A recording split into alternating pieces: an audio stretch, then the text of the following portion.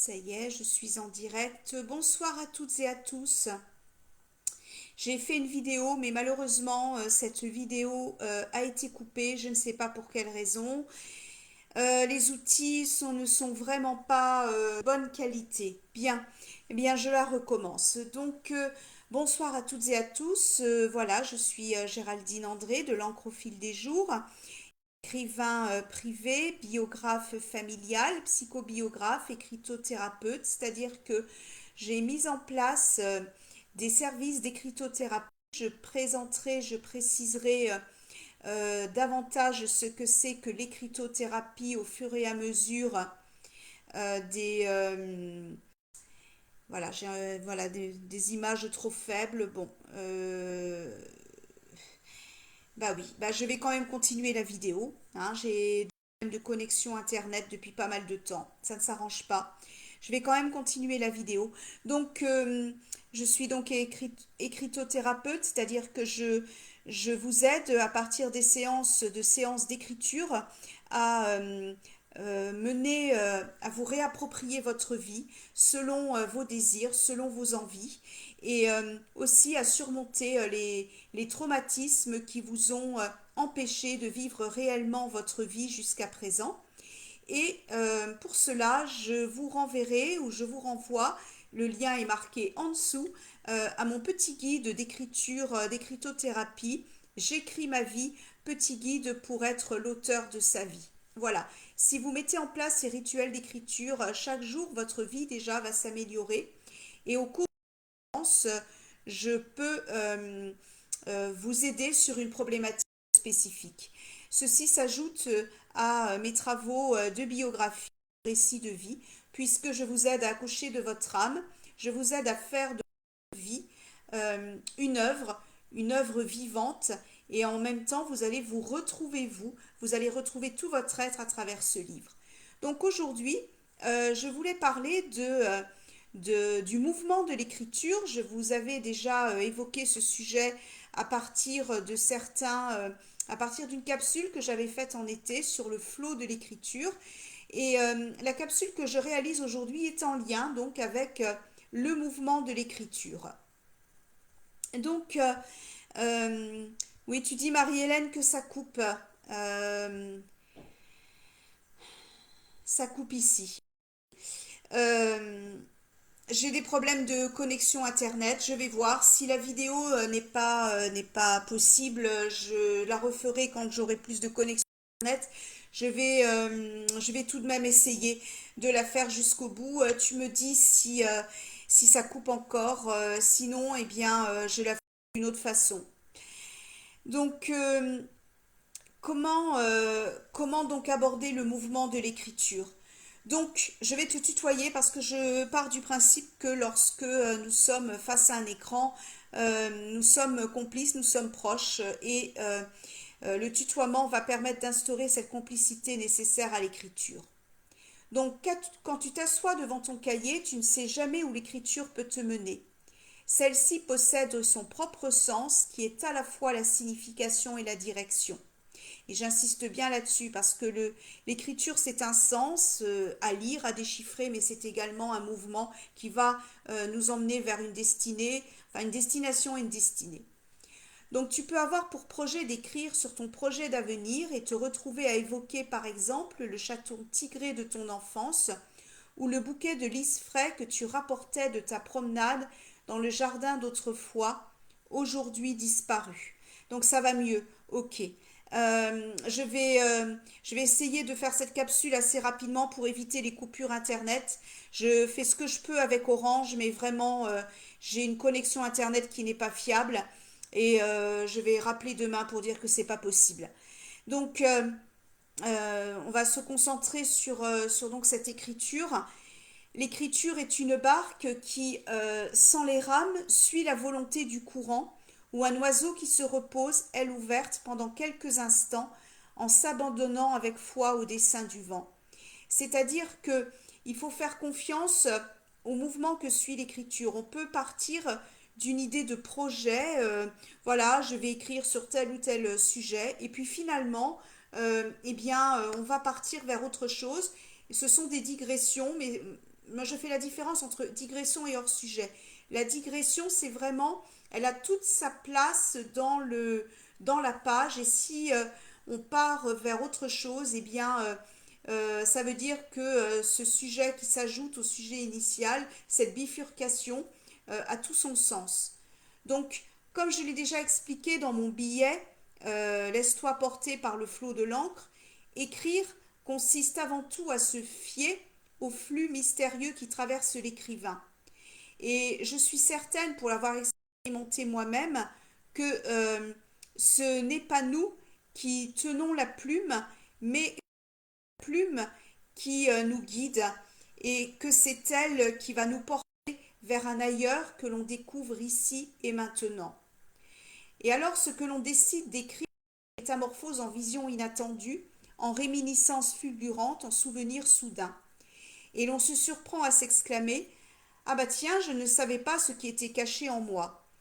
C'est-à-dire que en fait, moi je compare souvent cette découverte à la découverte d'une maison inexplorée. On a peut-être tous fait ce rêve, en tous les cas, moi je l'ai fait souvent dans ma vie. On entre dans une maison, on voit les pièces de base, c'est-à-dire la cuisine, la salle de séjour, la salle à manger. Et puis, soudain, il y a une porte cachée dans un mur qui va nous mener vers d'autres pièces. Et ces pièces vont également mener à d'autres pièces. C'est comme si la maison s'élargissait, s'expansait, s'épanouissait. On peut même découvrir un escalier qui va nous mener vers un autre escalier, vers d'autres étages, etc. Là, c'est vraiment le signe qu'on est dans la découverte de soi. L'écriture nous guide à des contrées inexplorées, et d'autant plus inexplorées qu'elles sont en nous, parce qu'en fait, c'est tout un travail de se connaître soi. La connaissance de soi, c'est la mission d'une vie. Et l'écriture va nous accompagner dans cette mission de toute une existence. Et c'est ainsi que les secrets se révèlent, que le refoulé se dévoile, et que l'obscurité du cœur s'éclaire, et que les nœuds de la psyché se dénouent. Donc, si tu ne crains pas de te laisser guider par ta plume, l'occasion te sera offerte d'aller à la rencontre de vieux trésors intérieurs apparemment oubliés, de coffres qui n'attendaient que toi pour s'ouvrir, et de te montrer leurs bijoux étincelants. Tous ces jours de ta vie qui font que tu es l'auteur, c'est-à-dire le navigateur confiant de ton existence. Et je compare également l'écriture à une embouchure qui va te mener vers d'autres embouchures, etc. C'est-à-dire que tu vas suivre un courant, ce courant va te mener encore à une autre embouchure qui va te mener à un autre courant, etc. Et qui sait vers quelles embouchures tu peux glisser, quels affluents tu peux suivre, et ce, jusqu'à quel océan, quel infini. Donc, oui, l'écriture est vraiment très surprenante. Et en fait, moi je compare ça au mouvement de l'inconscient, c'est-à-dire que c'est l'inconscient qui se met en mouvement. Tout à fait. Et en fait, il faut apprendre à lâcher prise et à se désinhiber. On ne peut pas se dire à ce moment-là, bah, je ne peux pas parler de tel ou tel sujet. Non, si le sujet vient sur la table, enfin sur la page plus exactement, eh bien, c'est qu'il a sa raison d'être. Donc, si tu ne crains pas de te laisser guider par ta plume, l'occasion te sera offerte d'aller à la rencontre de tout cela. Et tu vas partir vraiment vers l'inconnu, et un inconnu qui va te devenir familier parce qu'il est en toi justement. Donc tu vas te rapprocher de ces zones inexplorées de ton être. Donc renonce à tes velléités quand tu pars à l'aventure sur la page, car ta plume sait parfaitement, elle, ce qu'elle fait. Si toi, tu ne le sais pas de manière consciente, ton stylo, lui, le sait. Et ta plume a ton étoile de naissance pour boussole. On dirait peut-être presque qu'elle sait quelle destination va prendre ta vie, ou en tous les cas, elle te dirige vers cette destination de vie, parce qu'elle sait ce qui est le meilleur pour toi. Alors, je vais te donner quelques conseils pour justement retrouver le sens, au sens de signification et de direction de l'écriture. Donc, si tu tiens des journaux intimes depuis longtemps, tu peux ressortir tes anciens cahiers, souligner avec une couleur le thème des premières lignes, puis avec une autre couleur, entourer toutes les digressions, c'est-à-dire tout ce qui euh, tout ce qui t'a écarté, tout ce qui t'a éloigné du sujet, tout ce qui s'est écarté de ton thème initial.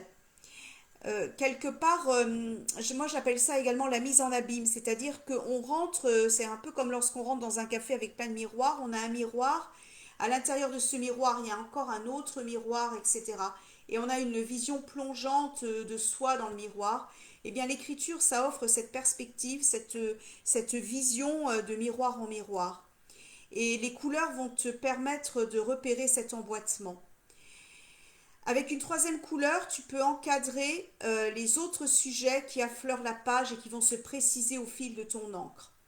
J'aimais tellement Bobby quand il jouait avec les herbes, son ventre blanc qu'il me montrait au soleil du printemps me manque. Vois quels sont les mots qui ont réactivé le chagrin de cette perte ancienne et que tu as employés pour décrire apparemment ta situation actuelle. J'insiste beaucoup dans les séances d'écritothérapie, également dans les biographies, sur les notations sensorielles. Les sensations vont nous permettre de renouer avec tout ce qui a été occulté en nous. Et en même temps aussi la douleur de certains épisodes de vie qui demandent à être exorcisés. Ce silence quand je rentre chez moi, le fauteuil dans lequel je me love pour attendre Christophe, etc. Ces mots donc vont être autant de falots qui éclaireront ton itinéraire jusqu'à cette nouvelle destination que tu ne songeais pas à prendre. Et puis après, tu peux prendre un carnet neuf et dans ce carnet, dresser au cours de toutes tes relectures la liste des sujets que tu ne croyais pas aborder et sur lesquels ta plume t'a fait accoster. Et ainsi, l'écriture, on va de sujet en sujet, de thème en thème. Et ces terres t'appartiennent, et donc il t'est possible de les habiter à nouveau, de les quitter aussi pour d'autres terres, et puis de revenir. L'écriture n'en finit pas de nous mener vers l'écriture. Comme une vague se renouvelle grâce à l'élan de son propre mouvement, car la vie est ainsi faite. Elle s'écrit en nous, et notre destin consiste peut-être à en restituer uniquement la beauté de la trace. Donc, c'est voilà, l'écriture, c'est vraiment, on est assis devant la page, on est dans une immobilité apparente, mais en fait, c'est vraiment une exploration et une exploration qui va de l'extérieur vers soi. Oui, tu dis que tu l'as expérimenté pas plus tard qu'hier et que c'est nouveau. Donc avoir l'impression effectivement de quitter le port pour naviguer, tout à fait. Et ça, c'est d'autant plus important que lorsqu'on a une vie quotidienne qui prend trop d'emprise, qui est trop fatigante ou usante par les problèmes qu'il faut régler au fur et à mesure, l'écriture va permettre d'instaurer une pause entre les événements et va permettre aussi de quitter cette vie pour trouver la vraie vie en soi. Parce que c'est ce qui est en nous qui est le plus important. Les problèmes extérieurs, eux, ils passent. Ils sont, j'allais dire, bon, ils sont remplacés par d'autres problèmes, mais ils sont éphémères par rapport à notre part d'essence que nous avons en nous. Enfin, c'est cette essence que nous avons en nous. Et on accède comme ça à une sorte d'éternité. Lorsqu'on est accaparé par des problèmes, euh, il est quand même très important de se réfugier dans des sources de beauté, des sources esthétiques, dans l'art, la musique, l'écriture, la peinture, pour pouvoir suspendre le temps et voir qu'on est bien plus que les problèmes du moment, effectivement. Donc, je sais que voilà, il y a plein de choses à dire encore sur l'écriture. Je reviendrai pour d'autres capsules en espérant que la connexion Internet soit bien meilleure que celle que j'ai aujourd'hui. Et encore, on n'a pas eu de coupure. Tout à l'heure, j'ai eu une coupure, si bien que ma vidéo, eh ben, elle était complètement gâchée, quoi. J'ai dû la refaire.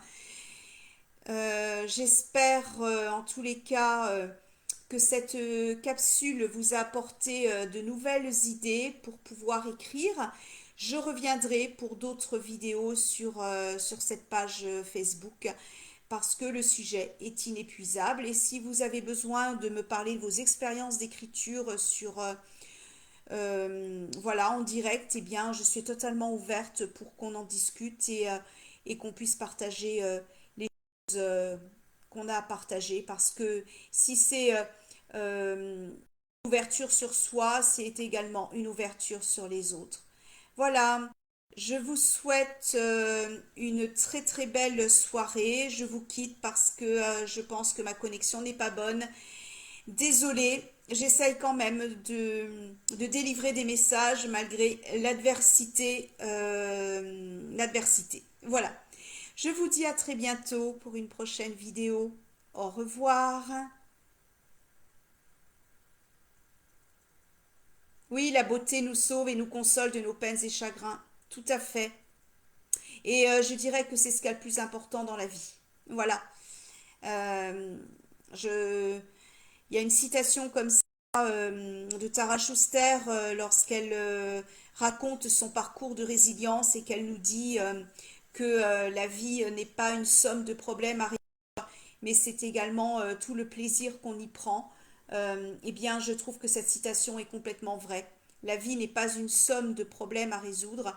La vie, c'est vraiment une somme de tous les petits bonheurs et de tous les plaisirs qu'on peut prendre. Voilà, merci, merci. J'ai fait contre l'adversité. J'espère que mon message a pu passer. Je vous souhaite une bonne soirée. Merci à toi, Marie-Hélène. Merci, à très bientôt. Au revoir et bonne écriture.